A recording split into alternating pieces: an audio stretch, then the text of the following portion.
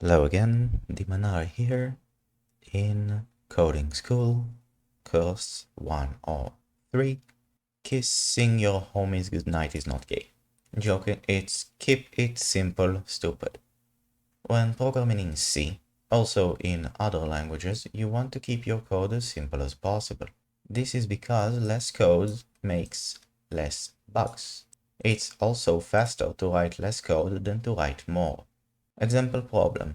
I want to make an ID generator so that I can address many objects in my code with a simple ID. It should be shareable between multiple places and should allow me to also generate the option for a local ID.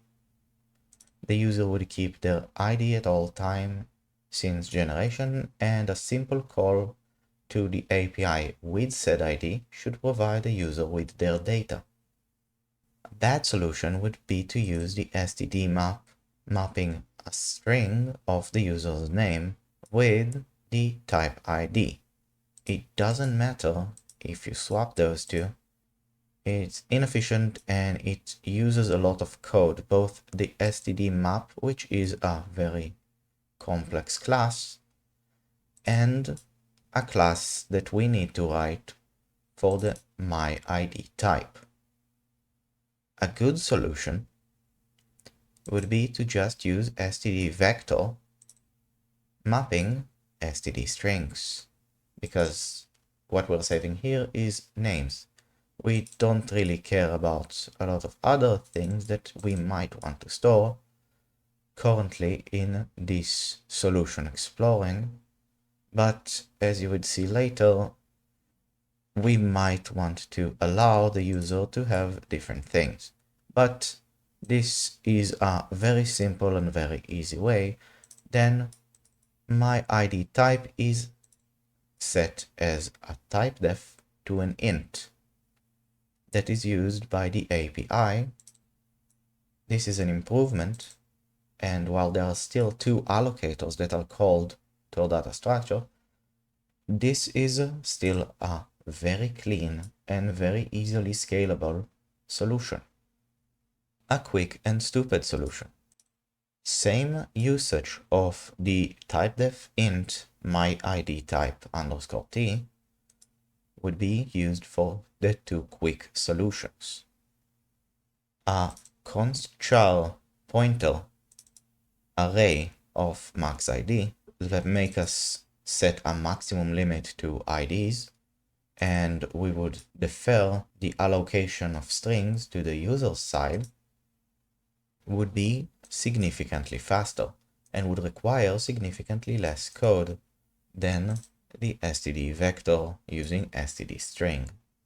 It would be the same amount of work on our side to write those two classes, but one of them will run faster and might provide additional benefits for later cases. As I said, this in many cases would be indistinguishable from this solution, as a lot of the time when we are passing strings in code, those would be string literals which are stored in data, or strings created by the users which would be stored in memory elsewhere.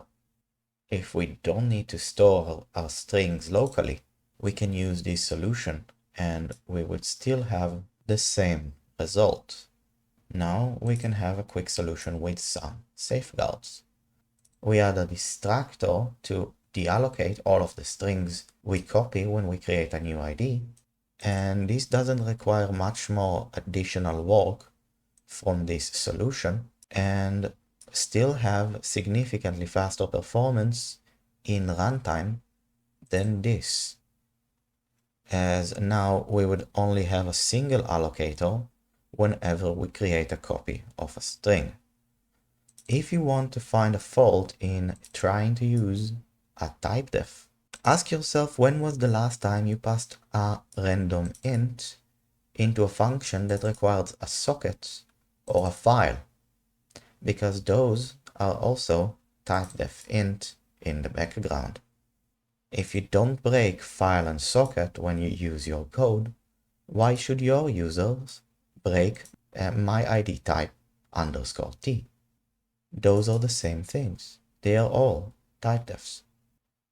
When and if you ever need to change your ID type to be a struct or a class, and this is something you can change within the implementation without breaking user code if your API is kept the same, which is one of the benefits of coding in C instead of coding in C++ or coding in C++ with C-style programming. You can change the type of your object without breaking the API of your code. The same ID generator in the quick solutions can use shared IDs between those classes without any API change, as any valid ID would fit inside any valid generator. This is not the case when you use a vector unless in creation time you push this number of objects, which can be a very heavy operation. How does this quick solution actually look in code? Well, I've prepared it here. As you can see, the entire solution goes up to 101 lines, including the header and the C file. Also, this would work the same in C++, because C++ supports C-style programming. Header guard is standard to all C headers. You don't want headers to be defined twice, so you make a header guard. After that, you include all of the things that are required for the operation of your header. Things that are implementation dependent would be included in the implementation file. Then we have our type defs. Typedef fast ID t for the global IDs, typedef fast local ID t. Both of those are typedef on int to let us understand what we're doing is specifically a fast ID operation or a fast local ID operation. Then we typedef struct generate ID generator to ID generator underscore t. This is a quirk of the C language which doesn't define automatically symbol aliases for structs. Then our invalid ID definitions. If we ever change those to be something that is not an integer, we would change this define. Otherwise, we would strive to keep the header as maintainable as possible. Our first function, idgen create. idgen create receives a size of cell and returns an ID generator underscore t pointer. For failed state, in most things that return a pointer, we check against null. This is a standard, you don't need to elaborate on it more. In most cases, it is understandable from context. destroy destroys an ID generator, receives a pointer. If we receive a pointer that is not for our ID generator, we know that we can't guarantee the operation of the function correctly. So we don't need to document it as it is part of the API contract. Then the two generator functions. The idgen make shared ID returns a fast ID type from a generator and data. In this case, we allocate some data to the generator to place it in an ID location. Same for the local ID, but local IDs allow us to store things in an ID system that is separate from our shared ID system. A generator that uses local IDs should not use shared IDs, and a generator that uses shared IDs should not use local IDs. And then we have our access functions. If we want to retrieve our data from a generator using an ID, we can just call idgen get cell by shared ID, and IDGen getCell by local ID.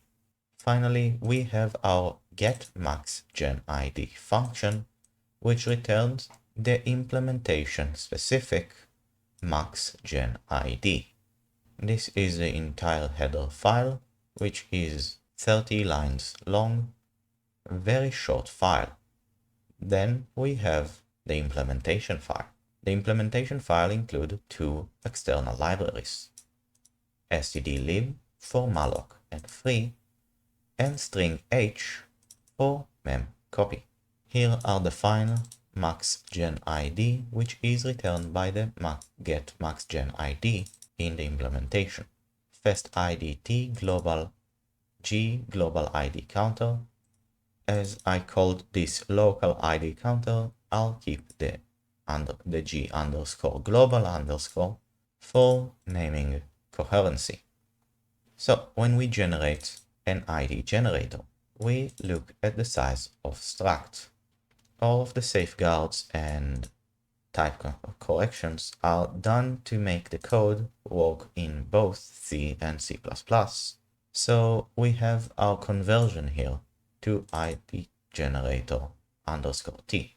If null equals generator, return null, just so that we don't dereference. This way we set the local allocator to 0 and generator cell size to size of cell.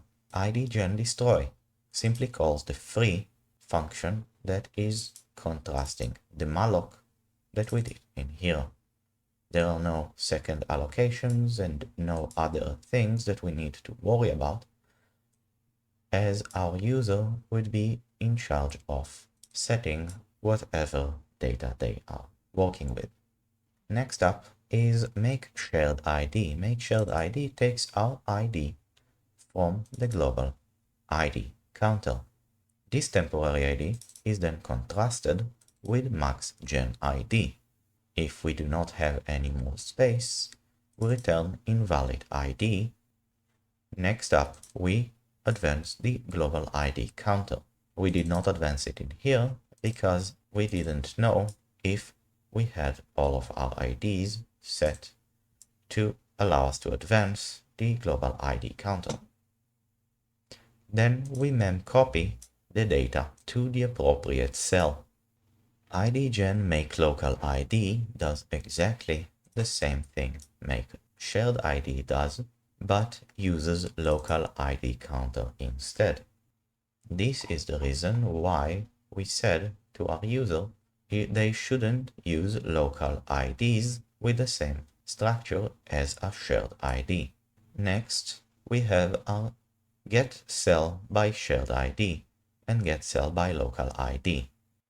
That function simply returns the pointer data offset by the ID multiplied by the cell size to return the correct cell pointer. Another option we can add is the test for a null generator, but in most cases things like that are tested using asserts that are removed in release mode where you use optimizations. The way the code is written right now would not compile in C89, but it would compile in C99, because C99 allows you to set your variables after the start of the function, instead of only at the start of a new code block. If I want to make my code C89 compliant, I would make it like this. With a few modifications to the code, we can also add debug time testing for invalid generators. We do not expect our users to send generators that are undefined, as they would have to check in their own code that the generators were defined properly. This is IDGen in C. Hello again, editing Demonari here. Now remembering that I forgot to say what this class was meant to be used for. This type of class is useful for static assets that are loaded in runtime. or in more specific, it is loaded in load time. Things like DLL mods, lang files, and other similar patterns require us to generate data that is set on startup of our program and is not changed in any reasonable time. Now, a vector with a char pointer can work as well as this. So it's not just some random problem that I pulled out and decided to mention. It has an actual use case for real games, but it is a very niche case of doing something like that. Most of the time you are going to just have a simple array